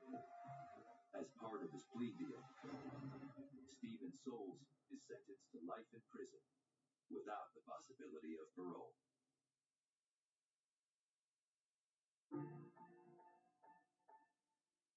I want Katie to be remembered because she was such a great person, but also because for such horrible things to happen to her, it needs to have some type of meaning. It has to make sure that this doesn't happen to another person. There are monsters out there that will hurt you when you don't give them any reason to. Our lives were never the same after we lost Katie. I mean, you spend the rest of your life, you can't get over it. You keep going because the only way to keep her memory alive is for you to still be here. But you never really look at the world the same again.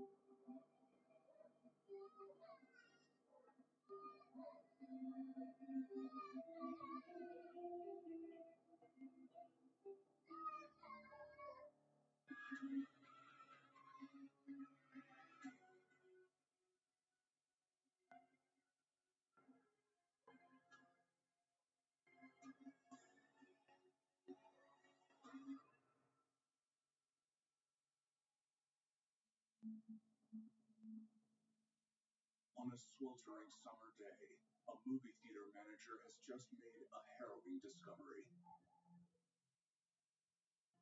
An infant abandoned in a suffocatingly hot car. I went in the movie theater about 4 o'clock to buy tickets, and I heard about this baby that was in a car, and it was crying, and nobody was in the vehicle with it. And I finally took her out, because I couldn't stand it. She was screaming so hard, she had a thermal blanket on top of her.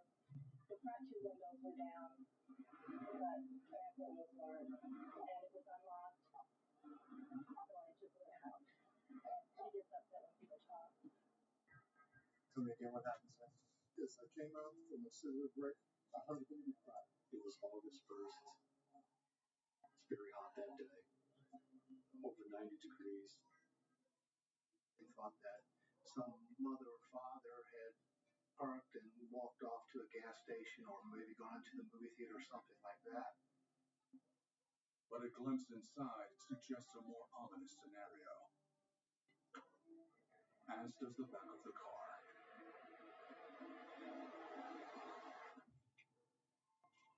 There was blood inside the vehicle. There was also blood on the bumper. Upon closer examination, you could see a spent round, probably a .38 caliber, that was setting on the back of the bumper. It was fairly apparent to us something very terrible had happened, and we need to find the owner. Police immediately canvassed the shopping area. We were asking people with information if anybody had seen anything. We were asking them to contact the police. With no luck finding the Jeep's owner, the little girl is handed off to Child Protective Services. As they look around the parking lot, investigators spot what could be critical evidence. There were a dozen cameras set up right by Parkway Point Movie Theater. We took a look at some footage. We got a wider shot. But their hopes that what happened here was captured on video are quickly dashed. Seems like the camera in this area is broken. On the date in question, 11 of those 12 cameras were working. The one that was not working was the camera that pointed directly at the area where the child was found in the Jeep. A run of the Jeep's plates provides the names of the owners. Okay, 26-year-old Brad Hayes and 25-year-old Lori Hayes, wife, local to the area.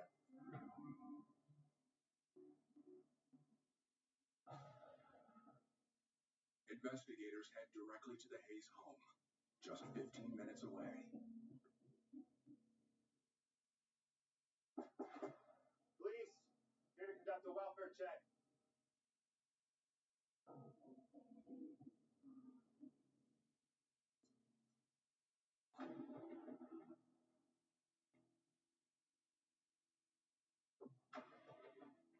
Looks like no one's home. Advised?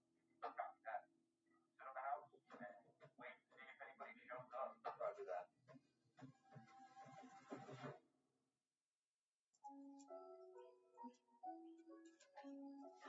Lori was 24. She became a mom. She wanted to be a wife and a mother. Those, I think, were maybe her biggest dreams. Lori was a cheerful, positive, ambitious young lady who, by all accounts, was an extremely good mother. Let me look at this. Her husband, Brad, was a very good dad. They're close, and he's taken very good care of her. While investigators wait for Brad or Lori to come home, forensic techs back at the crime lab process the Jeep for evidence. The contents of the purse is dumped out on the floorboard passenger side. And it has a wallet kind of sticking out. And it still has like money in it. That suggests robbery was not a motive. Later that afternoon at the Hayes residence, someone finally arrives home.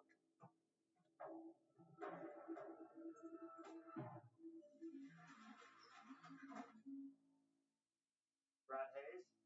Yeah. I'm Detective Young, Springfield Police. Hoping to have a word with you. About what? When was the last time you saw your wife? My wife? Why? Brad had been to Denver, Colorado on a business trip. Instead of returning straight home, he went to a softball game at one of the softball fields in Springfield. What's going on? We've been unable to locate your wife. Is she missing? That's what we're trying to ascertain, sir. Her car was left abandoned at the mall. Abandoned? Brad was mildly in shock, and he was wanting to know details, where the car had been found, where the baby was. He was asking questions that would be normal questions to ask. The detective assures Brad that baby Alexis is safely in the care of Child Protective Services, where she will need to remain until they know exactly what they're dealing with.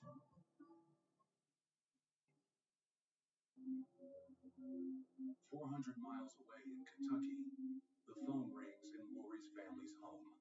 It's the Springfield police. They said they couldn't find my sister. We barely knew anything. We just got in the car and I drove. 6 hours of just, we don't know. After arriving in Springfield, Lori's desperate family tells detectives that her mother Connie was with Lori the previous morning before she disappeared. Brad was gone. Alexis had a doctor's appointment. And that's when she would ask one of us to come up. And I had to work, so my mom went instead. Honey, I just hate leaving you before Brad comes home. He'll be back this afternoon. Drive safe and let me know when you get home. Okay, well, I'm stopping for... Connie says that Lori told her she was heading into town to do some shoe shopping.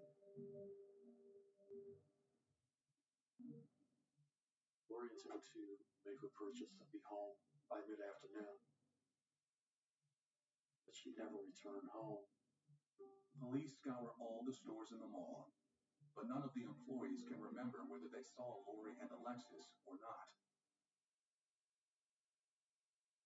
Lori Hayes has been missing less than 24 hours. We still have very few leads. Lori's mother was the last to see her. Lori took Alexis to the mall, never made it back home.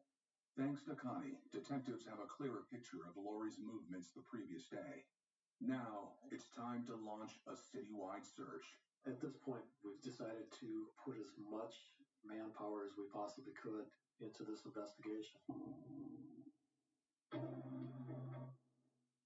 As the second day turns to night, Lori's family waits for any word. Every minute that passes, hope diminishes.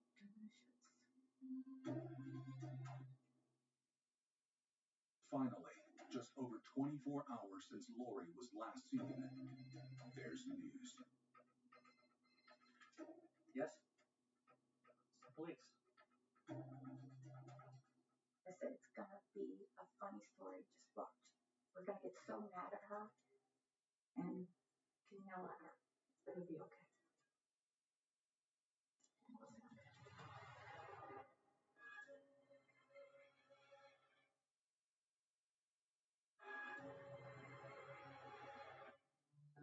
It's been less than 24 hours since young Illinois mother Lori Hayes vanished from a shopping center, leaving her 10-month-old daughter Alexis in the suffocating summer heat. All right, here's what we've got. Baby left in a hot car. Mother nowhere to be found. Shell casing found in the back.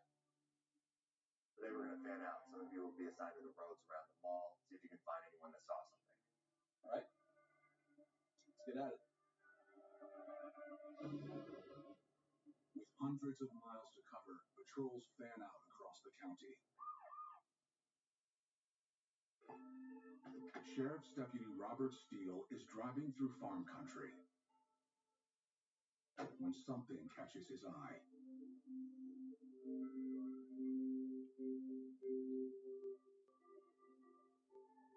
Deputies go dispatch. Dispatch over. Got some fresh tracks here I'm going to follow. We thought the corn being up would provide sufficient cover to commit a crime. You look back probably 70 feet into the corn. That was the body. Same kind of sheriff.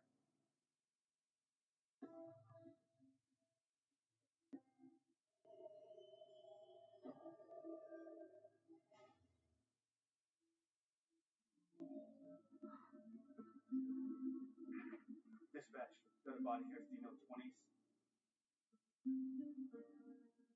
Fits a description of this person. Based on photos from the missing persons report, police confirm the dead woman is 25-year-old Lori Hayes.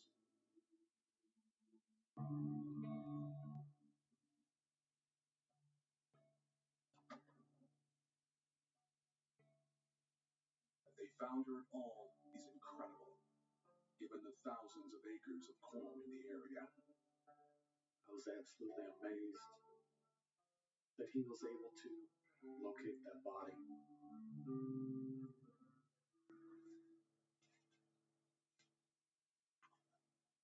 Clothes are all twisted and askew.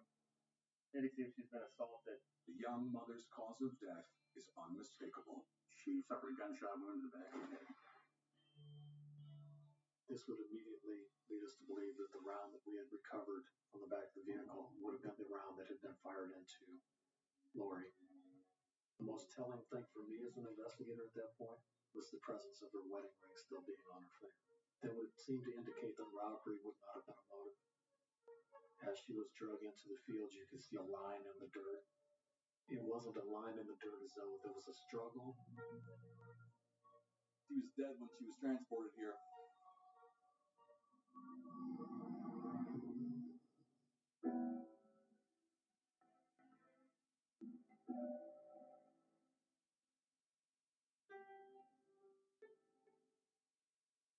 I'm so sorry. Oh my God. When the coroner came in, I screamed.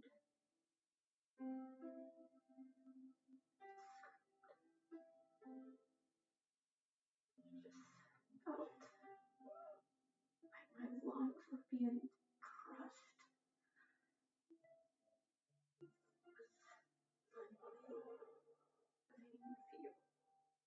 I didn't feel some things. She's gone. This is real. No longer a missing person, Lori Hayes is now classified as a homicide victim. Had Lori not been found that evening, there's a very good chance that we could have lost all of our evidence. I got the autopsy report. Any DNA evidence? Semen was present. The autopsy also confirms the cause of death. A single gunshot to the head. We need to alert the media. The word out. Somebody knows this guy. That evening, 30 hours since Lori went missing from her car, detectives appeal to the public for information. You have pretty much every police agency in Central Illinois represented here. Because of the number of police agencies and locations involved, it's proving to be a more difficult case than most. Those different agencies are anxious for word on what happened and why. The sheriff says it's too early to point to a stranger or to someone who knew Hayes as the killer. There were a tremendous amount of tips called in. I think 50 or 60 in a very short period of time. The most promising lead comes from a man who was at the mall that day. Springfield PD? You understand you have some information regarding the young woman? Yes. The witness was in a parking lot across the street from Parkway Point Shopping Center. I saw a man driving the white Jeep. He observed a white male operating a Jeep similar to the Jeep that was owned by Mrs. Hayes. Can you describe him? White male, wearing a baseball cap. Are you sure he was wearing a baseball cap? 100%. That detail is a curious clue. Brad's decision to go to a softball game as opposed to coming directly home after being away from the residence for a few days, it was unusual.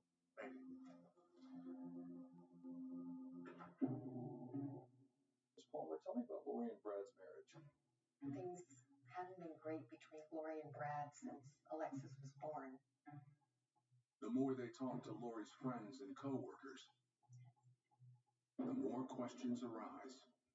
He seemed annoyed with Lori. Friends reported hearing vague rumors about possible trouble in the marriage. It just seemed there was a lot of tension between them. Some of the people that they talked to indicated that there might have been some problems with marriage, arguing, things of that nature. It used to be Lori talked about Brad all the time. Lately, she avoided the topic. It was apparent that the husband was a pretty significant suspect in the police's mind. After Lori first went missing, detectives questioned Brad. Mr. Hayes, walk us through that afternoon again. It's like I said, my flight landed around 1. When I got home, the house was empty. How's your marriage? It's fine. So you didn't fight? I mean, doesn't everybody? We were asking questions about their financial situation, if there had been any marital stresses, if there had been any infidelity issues. You would hope that when you're questioning someone, they would be able to provide, some details. However, Brad is not able to provide all of those details. I took it to be almost evasive. While investigators are left wondering if Brad's teammates can confirm his alibi, something about the case jolts the memory of Detective Tim Young. We've been acting on the assumption that Lori's murder was an isolated incident, but I do remember a case with some key similarities. About 3 miles outside of Springfield had been the hiding place, but yesterday it was discovered. A Springfield resident found the body of 18-year-old Melissa Kuntz of Waverly. She had been missing 1 week. Run it down for me. There was a high-profile case in Springfield a few years before of a young woman who was sexually assaulted and murdered and body left in a cornfield. That victim and Lori were close in age and physical type, and the similarities between the crimes don't end there. Kuntz was last seen when she left work at Cup Foods in Springfield shortly after 10 o'clock. A citizen found her car soon after, her lights on, the doors unlocked, and her belongings inside. The first victim worked at a grocery store in a strip mall area. She was leaving work and she was abducted 5 miles from the shopping center where Lori was abducted. 2 women abducted from shopping centers a few miles apart, and both bodies dumped in cornfields. Do we have a serial offender? And if we do, one thing was certain, he was going to do this again.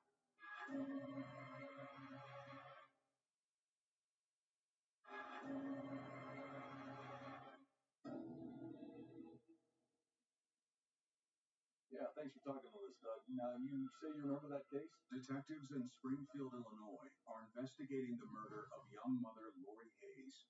Could there be a connection to the Melissa Kuntz homicide from almost 10 years earlier? A Springfield resident found the body of 18-year-old Melissa Kuntz. She had been missing 1 week. The officers who worked the Kuntz case provide more information about her killers. All right, I understand. So 5 were arrested, 2 were charged.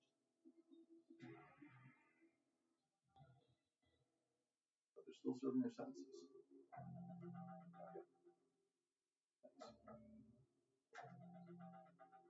It's a dead end. The men convicted of Melissa's murder were still incarcerated at the time of Lori's disappearance. Then finally, a big break. The results of Lori's rape kit are in, and there's a DNA hit. It exonerates Lori's husband, Brad. There was never any legitimacy to any of the accusations or speculation that was placed on the marriage of Brad and Lori. Now, we had received enough information to remove him as a suspect.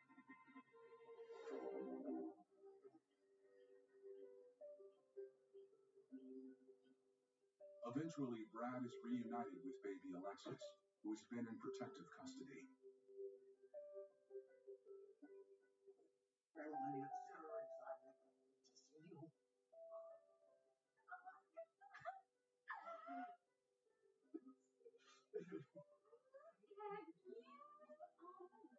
Oh, it's so beautiful. Just like Lori.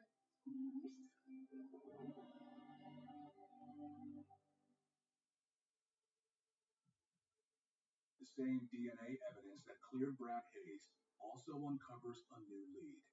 Okay, what do we got? Oh, we got a match for the scene to a cold case. There's a real estate agent that was raped while she was showing a house.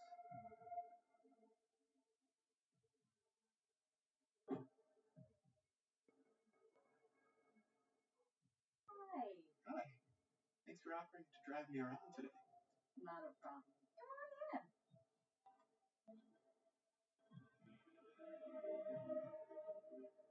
I really think you're going to like this house. It has most of your asks, plus it's very affordable. It's been on the market for a while. Don't sweat. Do everything I tell you to, and it'll be fine. Thanks. Nice try. Sit down. I'm gonna take your clothes. Do it.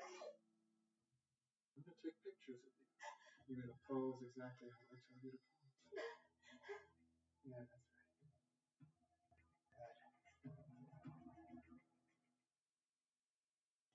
As they were leaving, she was smart enough to let him step out the door first.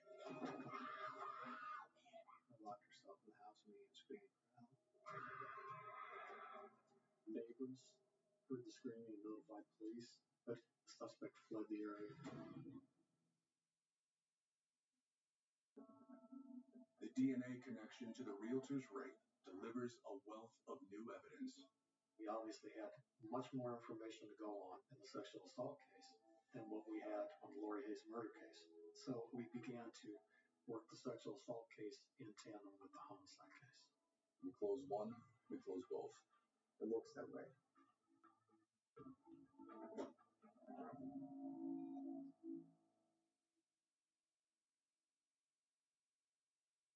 As they review the rape case, they discover that 2 days before that, another realtor had reported a disturbing encounter.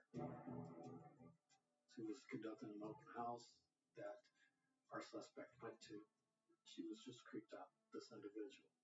What can you tell us about the man? He was calm the whole time, locked the door, frisked me, and took my cell phone. Fortunately, she was able to sneak out of the house before being sexually assaulted. How did he contact you? I'm a realtor. My number's on the side of bus benches. But he left me a message. You still have it? I kept it. I'll dig it up. In the meantime, a sketch is drawn based on her description of the man. Our sketch was disseminated locally, and there was media coverage on that. Sure fits the description the witness at the ball game. As they wait for new leads and the voice message from the realtor, there's a detail in the women's accounts that's troubling Detective Ross. What thing? Read the book. The way that he's speaking to them, he's frisking them, searching them, securing them. He knows to take away the cell phones. He knows to lock the doors. What if we need to explore the possibility the perp has ties to the law enforcement community? Certainly threw up a lot of red flags that you could be dealing with someone involved in law enforcement.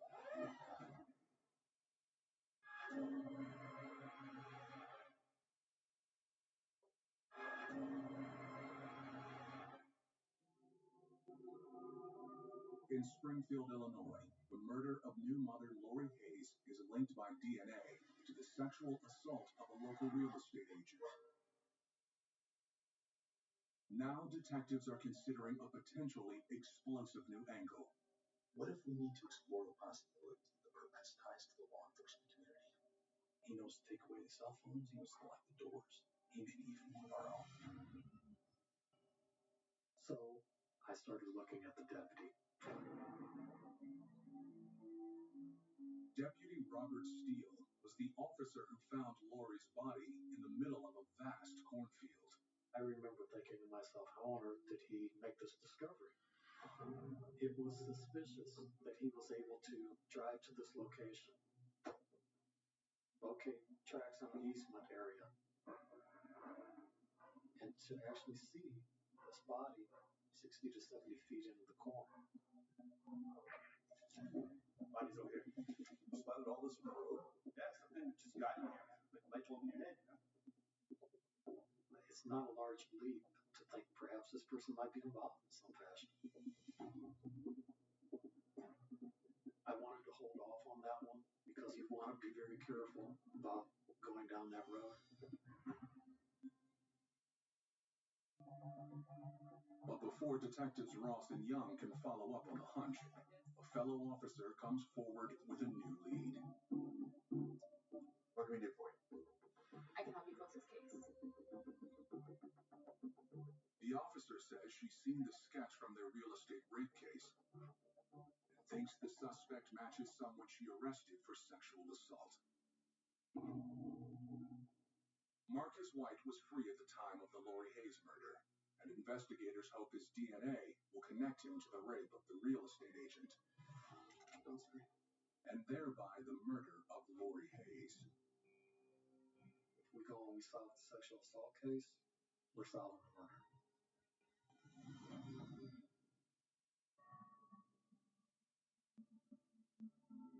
The investigators show Marcus White's photo to the real estate agent. It would be very helpful if you looked over an array of photos of suspects, see if you recognize anyone. Okay.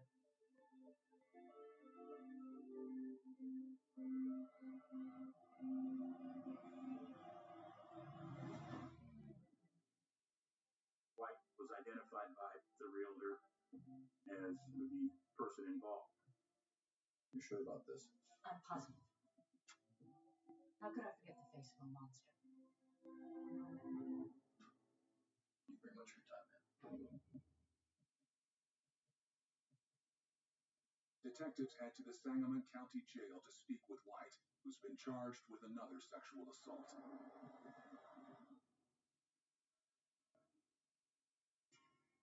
What can you tell me about these sexual assault allegations? Never done anything like that. Well then, provide us with a DNA sample. We'll start formally clearing your name. What if I refuse to give a DNA sample?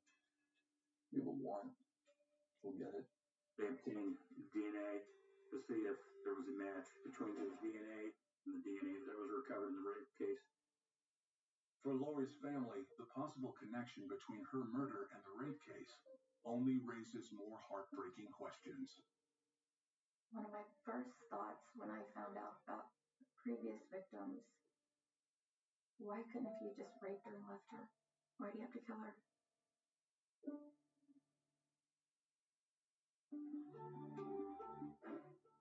Results are in. This can't be right. We double checked. It's not a match. He was precluded as being a suspect by DNA. He was not the suspect. Which means the real estate agent's ID of Marcus White was actually a case of mistaken identification, and that Lori Hayes' killer, who also raped the realtor, remains at large. Out of leads, police re-released the sketch to the public. Those different agencies were back this morning in the cornfield where Hayes' body was found. Because of the number of police agencies and locations involved, it's proving to be a more difficult case than most. In the meantime, about 12 detectives are working full-time on the case. Now, You had a lot of people that wanted to interject themselves into the case. including one woman who thinks she recognizes the sketch and launches her own investigation. Couldn't be. There was a lady in town who had been an employee of a local security agency, Lane. and she believed that a co-worker named Dale Lash could be the suspect. Dale Lash worked for her, and she was in possession of this employee identification badge. She saw the composite photo that had been released, and she, in her mind, believed it looked similar to Mr. Lash. But to be certain, she needs to get a positive identification. It has most of your ass. So she finds out the name of the rape victim through friends in the real estate business and contacts her. Yes? I'm sorry to bother you. May I help you? I know that you were assaulted by a client a while ago, and... Are you? What do you want? Well, I have a photo, I believe, to be of your attacker. Would you mind taking a look at it? But her amateur police work may permanently jeopardize the case. Anytime law enforcement attempts to do an identification, many times they'll compile an array that has 6 to 10 photographs. The individual that's asked to make an identification isn't shown one picture and asked, is this or isn't that the person? It would be highly suspect. That's not the proper scenario in which to develop an identification. Yes. And that's him.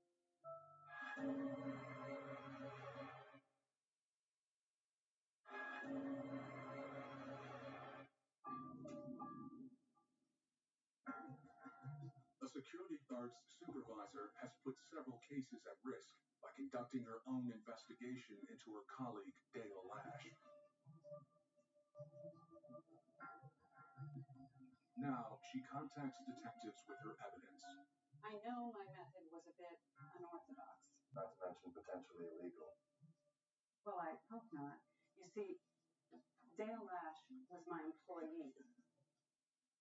Mr. Lash was, for the most part, purely professional. At the time, he was employed doing security, and he had absolutely zero priors or contacts with law enforcement. She also shares what she knows about Lash's personal life, saying he has no kids and one ex-girlfriend that she knows about. Detectives note the resemblance between Dale Lash and Marcus White, whom the realtor had mistakenly identified as her rapist. But it's his work as a trained security guard which gets the detectives' immediate attention. Dale Lash has some type of law enforcement or security background, which would explain some of his conduct in frisking people and searching people and restraining people. Next, investigators track down Lash's ex-girlfriend. It's about Dale, isn't it? What makes you think that? Everyone likes Dale. At first. In private, he can be very demanding. He has strange sexual interest. Things I didn't like. She sheds some light onto his very abusive personality, very controlling nature, and his sexual demands.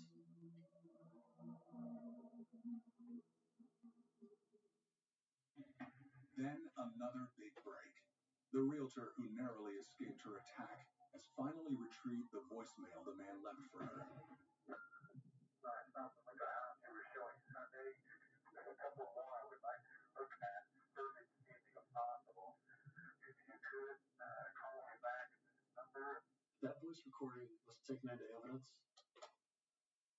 and a picture was viewed of Dale Lash, and the agent felt that the potential was there, that this could possibly be the suspect. Now, if police can prove the voice on the tape is Dale Lash, they'll be able to tie him to the rape of the real estate agent, as well as the murder of Lori Hayes. I wish I could be of more help.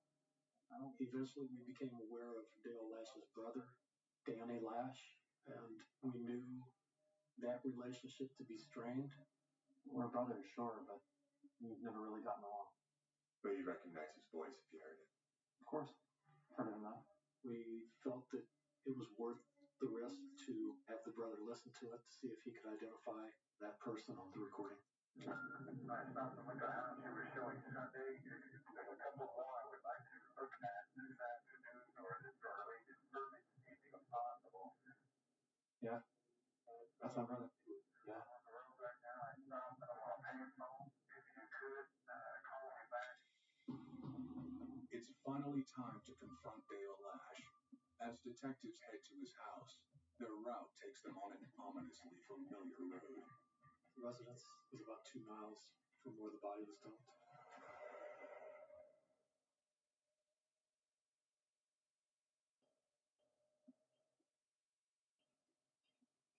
Dale Lash, police. Oh, hi, officers. We have a warrant to search these premises. Hi, and if you'll come with us, we'd like to have a word with you down at the station. What's this about? Just want to get your eyewitness account of some things.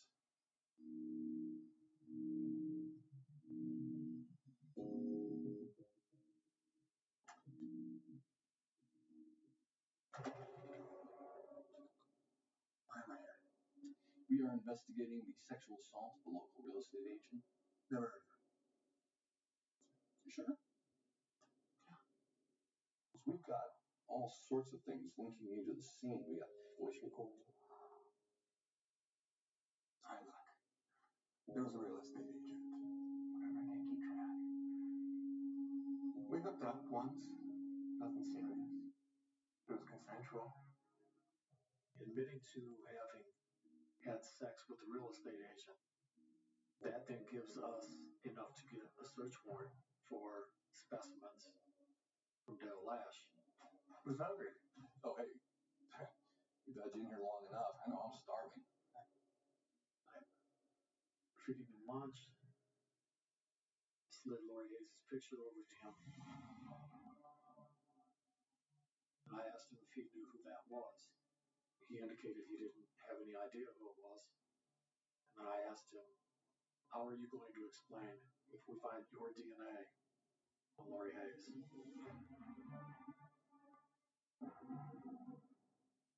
When confronted with that question, Dale lowered his head and said,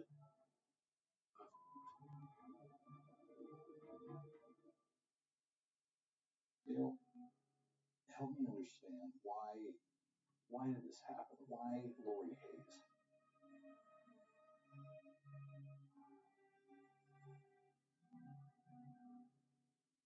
When I understand, you'll understand.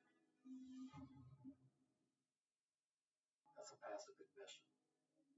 When the DNA results come back, they match perfectly.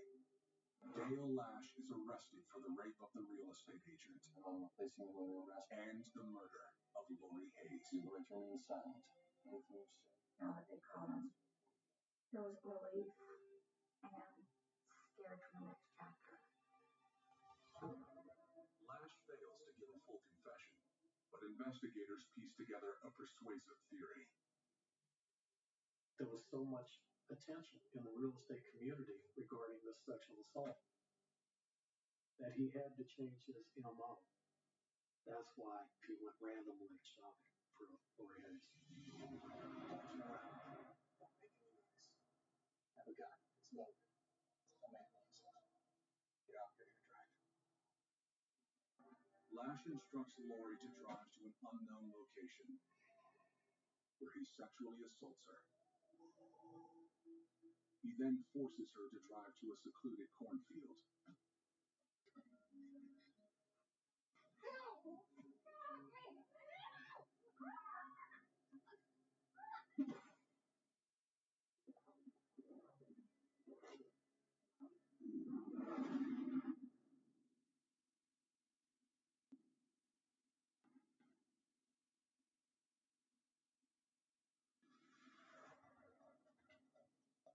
After dumping Lori's body, Lash then returned the Jeep and baby Alexis to the shopping center.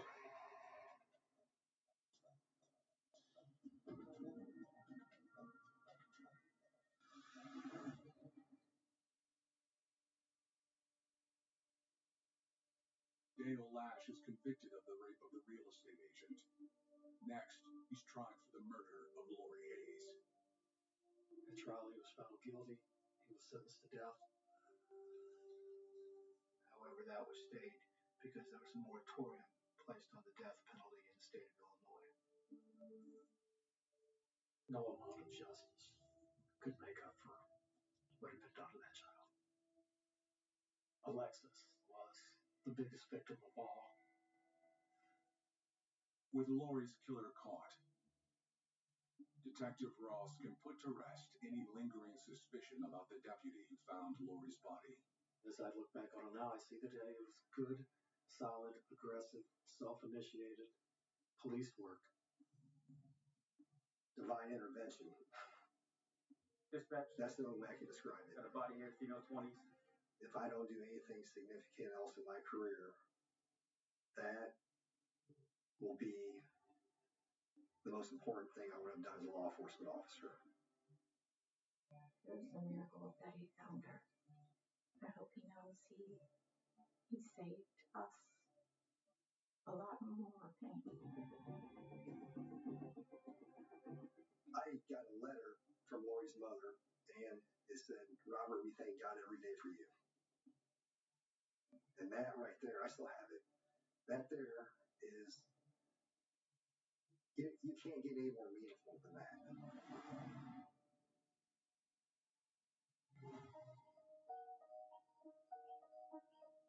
Since her mother's death, little Alexis has grown up surrounded by love. Alexis is a lot like her mother. She has a very good heart. A lot of the same expressions as my sister. I always had said to, if there are guardian angels, Lori, don't pay any attention to me. Just stay with her. I miss you, but I don't want you to look out for anybody else but her. And I think she did.